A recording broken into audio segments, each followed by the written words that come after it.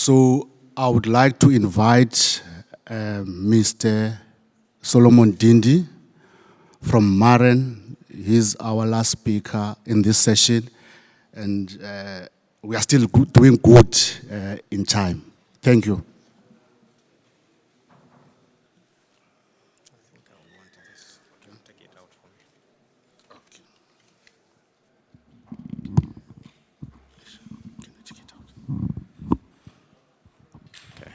Thank you. Before I started wearing jackets, I used to be a teacher. So don't be surprised. I'll be moving about. I don't like standing there like a podium. All right. I think we have ever heard about this saying, if you want to go fast, do it alone. But if you want to go very far, do it with others. How many have ever heard about this? If you want to do things fast, do them yourself. Do them alone. If you want to go very far, then do it with others. How many have ever heard about this? But today I tell you, verily, verily, if you want to be fast and you want to go far, do it with others. I think that should be the spirit under Endurance. If you want to go very far, at the same time you want to go fast, the best is do it under the banner of Endurance. Thank you. Okay, so I'm just giving a case. This might reflect in a number of Endurance, especially in developing countries. As such, my content would first be looking at the operating environment. I know my grandfather used to tell me, if you want to speak about the problems of the village, speak about your own problems. Then everyone is going to relate. So when I talk about the operating environment, I'll be very specific about Malawi. But surely, these might be things we might be facing in the SADC region, in Africa, and in any other developing country. So, very quickly, population density, it's quite high in my country. I think as you can see. I'm deliberately bringing SADC so that we're able to see the gap. 595 versus 75 people per square mile. Big problem. Average population growth, 2.71 versus 2.18. Not very good. Youth below 18, 51% versus 50% for SADC. Not very good for my country. Poverty levels again, about 51% people living below the poverty line versus SADC, which is around 40. Vulnerability to natural disasters, I know very common, quite vulnerable to floods, epidemics, and drought. These are the most common in my country, in that order. Access to education, quite low. Cyber-related infrastructure, telecom infrastructure remains underdeveloped. Likely you are relating with your countries, especially for developing countries. We have some national fiber backbone recently developed, but it spans very few places in the country, and therefore we need last mile connections. You relate with the developing countries, other developing countries. Mobile penetration, it remains low. Relate to what is happening in the various developing countries. We have a few data centers, and there is one for government. Relate to what is happening in the other developing countries. And then we have very limited power. 400 megawatts is not much. This remains quite low. And therefore, you can't provide 24/7 power to most of the institutions. A problem. Let's move. So, probably the first one is already responding to one of the questions that was raised to Ubuntu. In our case, we are founded by public universities. So the Vice Chancellor saw a problem. There was a big gap in terms of accessing digital resources. Subscriptions were very good. Actually, a study was done. It demonstrated that about 95% of the content we subscribe to is the same content Oxford subscribed to. The problem was download that content so that people are able to use it. That was the problem. Then they realized we needed to have another institution that should facilitate connectivity. So we got incorporated as a not-for-profit in my country. And we are governed by a board of directors, which is appointed by members, and we have 3 from government as ex-officio, because there is a lot of government interest. So you see the public universities found this institution, but the government got a lot of interest in the organization. That's why we have this type of structure. And work very closely with the ministries responsible for education and ICT. And this, we are a key player in deployment of IT services in my country. Wherever we have a project to do with education, ICT for research, normally we are the key stakeholder to deploy such projects. And we also enjoy certain exemptions on certain national levels. So the government is able to appreciate the need for the NREN. We became operational.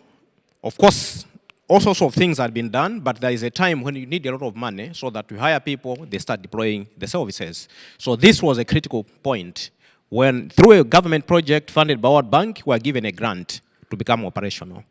And of course, on the sidelines, let me mention, you know, it was not easy to get the funding. But when we got it, we grasped this with 2 hands. And what did we do? We worked so hard so that every penny should go to benefiting the NREN. And ultimately, if you read the World Bank report on the Digital Malawi project, you find that Maren was a star performer on that project. And because of that, we have been granted another amount of money, which is about 7 times what we are given in the first phase. So we're getting to another phase because we did so well, such that the bank was convinced, and we are moving on with that. In terms of development, I know there are 4 levels of maturity. We are in phase 3 of development. There are 2 more levels which will pass through. We are yet to get into the last phase, which is the growth phase. In our case as Maren, we are under development phase of the maturity model for NRENs.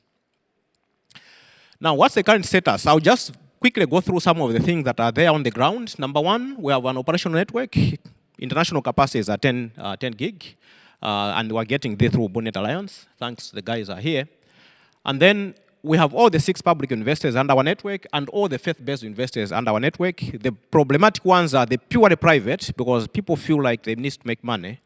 And they don't normally give connectivity to students. They just buy data bundles specifically for lecturers, which is a big problem. And we're working with the National Council for Higher Education to see to it that connectivity is better provided to students as well. So that will be what under the bridge once the council accepts our proposal. Again, we are a national leader in deployment of IPv6. I know there are so many NRENs in the region that have not even deployed IPv6. There are few. One of them I know is in Uganda. There are very few. It's even a bigger problem for us in Malawi, because there are very few ISPs that have done the deployment of IPv6. We are the national leader. We have just become operational, yet we're able to see beyond what others are able to see, because for us, we see the need for IPv6, mostly because of the type of services we want to deploy. Let's not be restricted by what the restrictions in IPv4. That's why we have moved on to this.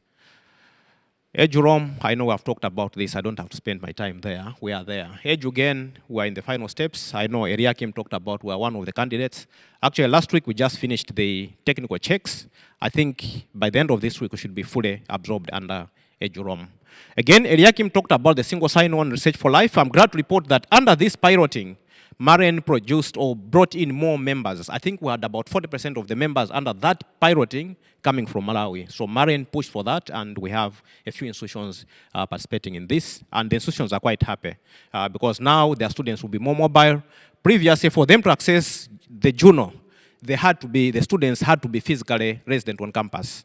And with Odeo programs now, students can be all over Malawi. They can access this journal, thanks to single sign-on that is being deployed under this. Again, with support from SADC and NICIS, we have managed to deploy some HPC in the country. Our only challenge is that utilization is extremely low, almost non-existent. We'll be coming back to NICIS, CHPC and your clue, and any other NREN in the room who are already using HPC. Let's collaborate so that you help us, lift us up, so that we can move fast and far on HPC. We have also managed to establish partnerships with a number of manufacturers and distributors. Our challenge in Malawi is access to hardware is extremely expensive. It's extremely expensive. So if you are an academic institution, you want to buy laptops or you want to buy computers for labs, it's extremely expensive. And most universities have very little resources. So we have taken it upon ourselves to work with manufacturers and big distributors so that our institutions can access the hardware in a more affordable way. So I've done that, and we're still looking for more partners under that. Then we have the Internet Exchange Point. We're a key player. We have been given the task to do what is called cache fill for Google Cache and Facebook in the country. There is an internet exchange point. Somebody must fill the caches so that people are able to access those services within the country, and Marine has been given that task. The one reason is we are an institution with the most number of youthful users, and we are the biggest consumer of Google services and Facebook services in the country. As such, we have been asked to do the needful, and we are contributing to that. And then working with Xamarin, Telnet, and Zimrin, we are saying, is it possible for us to have net end-to-end connectivity, which is able to carry large data sets? We're exploring this, Xamarin, Telnet, and Zimrin. It will just be something under pilot. If it works, we'll see how we can work with the Alliance now to escalate to all the end-to-ends in the region. What are the lessons learned so far? Number one, government support is very key. Very important. Let's engage government. You can have private, public investors talking about setting up an NREN, but when the government doesn't come in, we may not move very far. So collaborate with government to make sure that you are able to move quickly and are able to move very far. Because NRENs are normally providing services that are for the general good. Awareness. I think my colleague Frank talked about awareness. We have a problem. People always confuse NRENs with the commercial ISPs. Big problem. But let's make sure we're able to raise awareness, and this should be a continuous thing, not a once-off thing. Let's set up strategic partnerships. Examples of partnerships we need to set up would be with telecom providers, because these guys have the fiber cables that you need. Normally, by definition, if you look at one professor beyond, he says, if you are setting up an NREN, the most common is that you are going to lease circuits. You may not build all the fiber cables. It might be duplication of effort, and it might be expensive for you. You normally lease the circuits. You lease them from whom? Normally it's from the telecom providers. If you don't have a strategic partnership with them, you are likely going to be charged as any other commercial entity. So please, let's be able to create strategic partnerships with telecom providers, with other NRENs. A good case is on benchmarking. There are a few times I've sent my team to other NRENs to learn what the colleagues are doing. When the engineers come back on the ground, they make recommendations and are able to move to the next level. So let's have those partnerships. RRNs, very important. You can't jump them, then you will not participating in the research and education arena. Providers of specialized services, a good case is HPC in South Africa. So by setting up those partnerships, you're able to learn more and build your own internal capacity. The other part is regulators. So these are just examples. You might have more and more, but the key word is let's create strategic partnerships so that are able to move as quickly as we can. Lessons learned continued. My last slide on this. Continuous capacity development. This should not happen just for you internally as an NREN. You must also do it for your constituents. So do it internally. It's good for professional support as well as deployment of new services. For example, if there is a new service called EduROM, okay, Edu Teams, My Access ID, you can't deploy it if you haven't capacitated your team, because your team is the one that must work with client institutions. So make sure you build your team continuously. At the same time, it's your team that will help with capacity building through probably services like direct engineering assistance to your client institutions. Because ultimately, the engineers in the institution should also be able to deploy services so that students and researchers are able to use those services. So capacity development must be a continuous process, not a once-off thing. The other part is revenue streams. This is good for upcoming and small NRENs like mine. We need to look at other sources of revenue. In most cases, we tend to look at revenue as only coming from bandwidth sales. It shouldn't be, because there, the big ISPs can easily beat us there. Because in terms of pricing, we want to be as low as possible, and the big guys would already have created economies of scale. At that point, if you try to reduce your price, they can undercut you. You reduce, they undercut you. At the end of the day, you will be operating under a loss. If you don't have other revenues, you're going to pack your bags and go. So let's have other revenue sources. You can charge just at cost recovery, and yet other revenue streams will keep you afloat. So other sources of revenue are very, very critical. My last point on the lessons learned is to build trust. We are working in a community. We are not working in isolation. We have all these universities, we have all these other NRENs, we have these other, so many partners to work with. Let's build the trust, because these are the guys that will always keep us afloat. So let's build the trust. In conclusion, So many challenges at national level, but take those ones as opportunities for us as NRENs, because we are there to help with creation of solutions to those challenges at national level. No NREN would be relevant if it can't contribute to the national agenda. So we look at the problems as the opportunities for us. NRENs are for the public good. We all need to support them. Collaboration is key in NREN growth. Let's collaborate at all levels, national level, regional, global level. And finally, let's be holistic in our service provision. Let's not look at one side. Let's look at all the needs of our constituents. Thank you for listening.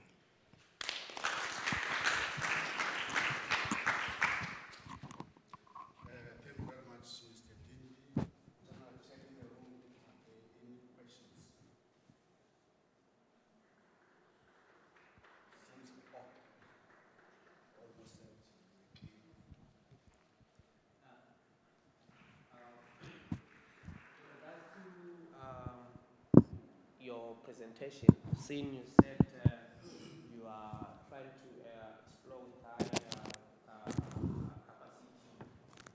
transfers between inland and I'm sorry if this question will be technical, but just want to get to understand what are the type of maybe technology and protocol that you guys are adopting on getting these, or be able to transfer big data between these areas. Thank you. The discussion is still at very high level. One problem we have seen is there are a lot of research activities happening between the universities. I give one case. There are a number of universities in Malawi that are collaborating with universities in Mozambique, for example, which is just my neighbor. But if we are to go through the alliance based on the current capacity, we end up using the same pipe that we are using for internet, which may not be adequate to carry the research traffic. So that's why we are saying, can we explore other means of ensuring that if we are neighbors, we can have some fat pipes that would carry the traffic. So it's something at high level, it's still under discussion, but as we move on, we should be able to advise on the specific technology that we have chosen once it moves to that level. Thank you. Yeah. Out of curiosity, when I was looking at your presentation, you mentioned collaboration, that we need to collaborate with telecoms company. I know when the network infrastructure providers, they're good when they're happy when you collaborate with them because you're giving them business. You want them to roll out your infrastructure and all of that. But I've noticed that the internet service providers, most of them, they do get threatened because they feel like you're taking their customers from them by implementing an NREN, because now you are going to provide services to customers at a cheaper price. So you are essentially becoming their competitor. So just want to understand, what are the challenges around that? Collaborating, especially with telecom companies that are mostly focused on, that are your internet service providers. Okay, thank you. What you notice is when I was looking at the conclusion, one of the things was the issue of trust. Now, when you are negotiating with the telecom provider, these are the owners of the infrastructure. It's very possible for us as NRENs to come up with our own infrastructure, run our own fiber cables, but do we have the resources to do that? We will likely have to use somebody who is already have the infrastructure in those areas. So at the end of the day, as you are setting up the strategic partnerships, you should be able to negotiate for what is good for the education and research community, because the services we tend to provide are for the general good. We don't have direct benefits as NRENs, but they are goods that are going to benefit the country so that we move to the next digital space. So in which case, it's how you negotiate with your infrastructure providers that would matter. I know in some cases, you have the same guy who is providing the services at the whole of the stack. Lower level, carrier services, they provide. The same provider brings the internet service. It becomes difficult when they're also a provider of internet because they think you are taking away their clients. But that's where awareness comes in. Let them be aware of your specific role and how others have done it in other countries. I know of a case where we have brought some ISP CEO, okay, the telecom provider CEO, to a conference like this one so that they're able to listen as part of the negotiation. When they listen as to how things are happening in South Africa, their mindset changes. They feel like earnings are quite good. They must contribute. So when they go back home, their general feeling changes. I know I have one in my country who was very hard to deal with. We brought them into one of the conferences, I think it was in Kenya. When we went back on the ground, their pricing structure had changed. They said, no, we understand. You guys are there for the general good, and therefore, we can't follow the standard pricing. We have to do something different. So it's the strategy that you put in place to bring them to your side so that you are able to benefit more and more from their services. Thank you. Thank you.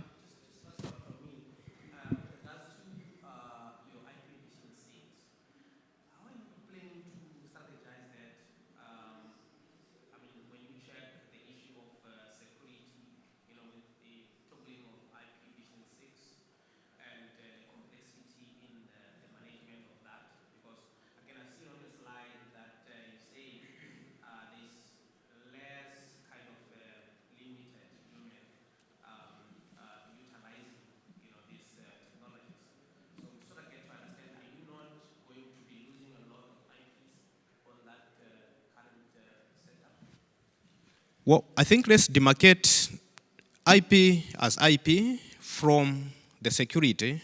I know there are a lot of what I would call misconceptions when it comes to IPv6. Some have claimed if you move to IPv6, you are moving to a more secure domain. The reality is not. It's just a numbering system anyway. So in terms of management, I know it's quite complex because of the numbers that are involved, very extremely large numbers of IPs, and you really need to move away from how we have managed IP addresses using Excel sheets or even a simple Word document with a table there. With IPv6, the story completely changes. So the most common is to use very important tools like IP address management tools, where you are able to put in a simple number, it's able to do the computations and the rest of the stuff for yourselves.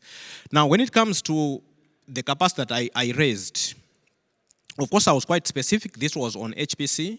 But otherwise, on the IPv6, I know my team is quite capacitated. At the same time, what we do is when we deploy with the client, we do a direct engineering assistance. So with it, with their network engineers, we explain how the numbering system works up to the point of planning on the network of the client, up to the point of deployment until everything is working. And then we leave it to them to start doing the rest of the work. So that's how we have done it, which has been quite complex for the other colleagues to do the same. But for us, because we're an NREN, we want universities to be able to benefit from that. That was triggered at some point when these guys fought to access certain services.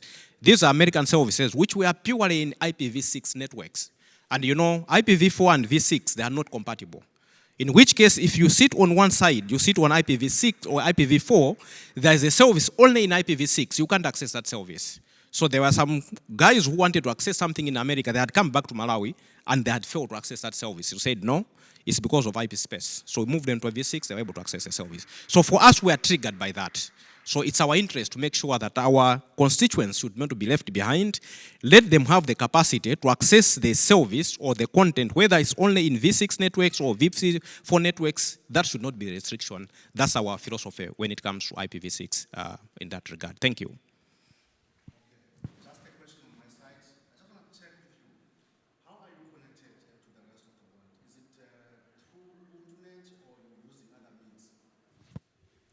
Currently, we are going through UbuntuNet, and we have two links.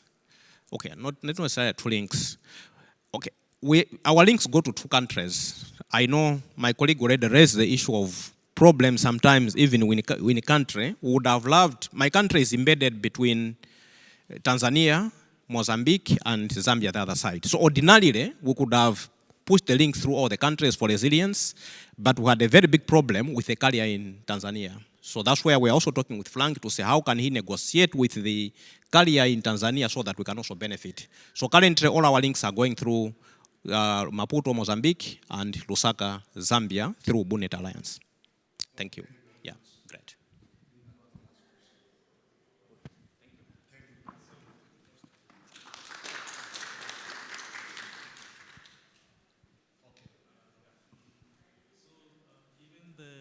The rapid adoption of online learning by these higher learning institutions, right? You find that a lot of students are now working remotely. Yeah, so they no longer have to go to campus to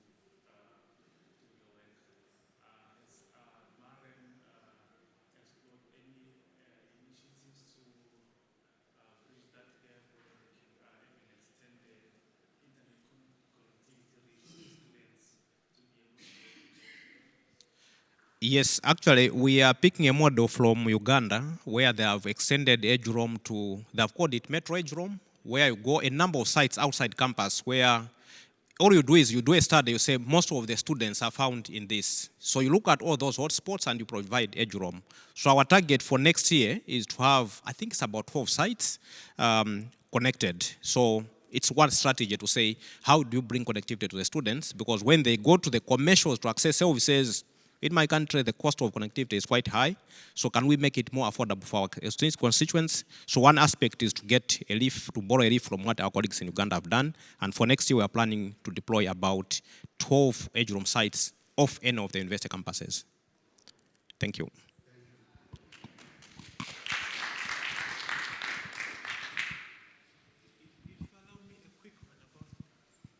About collaboration, you asked about collaboration or how do we partner with the mobile service providers. Yeah, actually, if there's anyone in the room, we are not rivals because we do different things. Our core mission is to support education research. Their core mission is to do business, like internet and other things. And if you compute, the cost of infrastructure is more than 50% of what we collect. So if we partner, I collect 100 shillings or $100, $50 will come to you because the infrastructure. I do all the work, but I give you 50%. It goes up to sometimes 80 or 90% depending on the location.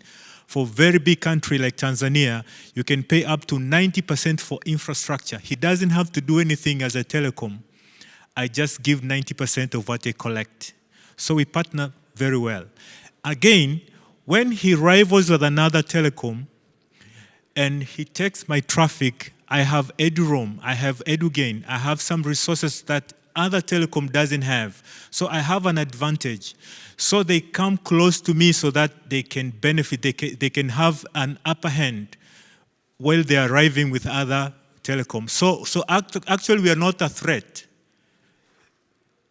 Endron are never a threat. We are very good partners with our telecom companies. That's how we operate. So we build that awareness all the time, and we help them to get the customer because we are very easily get a university or education or research institution than they can get because we offer other added services and we give them for free.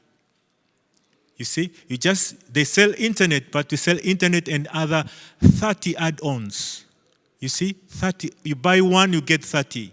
For them, they just buy one from the telecom, which is internet. So we are not rivals actually because we are into different domains. Thank you. Thank you, Dr. Seth. Colleagues, before we adjourn, I would like to check in the room if anyone has lost his or her room card access. Please check on your wallet, bags, if you are still okay. Otherwise, you won't be able to access your room. So, you know, when your leadership is present in your session, so you must just give them some role to play, even if it's 2 to 3 minutes, you know, doing a vote of thanks. Otherwise, I will not get my salary next year, salary increase. So at this point, I would like to invite Mr. Tamini to do the closing remarks. So after him, we will take a group photo with my speakers.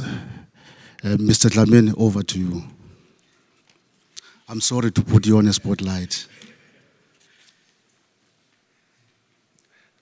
Thank you very much to the colleagues. Ideally, when you are hosting, you don't have to try and steal the show. But thank you very much to the colleagues. I think What has been common is more about communication. We need to talk as much as possible as NRENs and collaborate, share as much information as possible. I think the discussion started from Sunday in the SADC Cyber Infrastructure meeting, of which it was very long, but we also need these specific meetings where we will just focus on our own issues. And I think even what you tried to cover here was very small. It was tip of the iceberg, looking at the challenges we are having, from the technical domain issues, from the policy issues, and also advocacy issues. I think there's quite a lot that we need to cover, but I think we've covered key topics. We will continue the discussions, especially on the advocacy. We need to communicate as much as possible. And in closing, I think there was a quote by Deng Xiaoping or something that was also used by Nelson Mandela.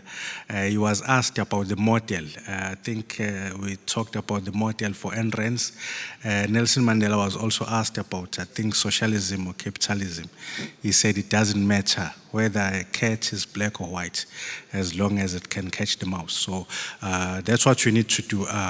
The model doesn't matter of an NREN as long as we are able to work and serve our communities, of which it's our research and education communities. Thank you very much. Thank you, Mr. Dlamini. This session is now adjourned. Thank you, colleagues, for attending.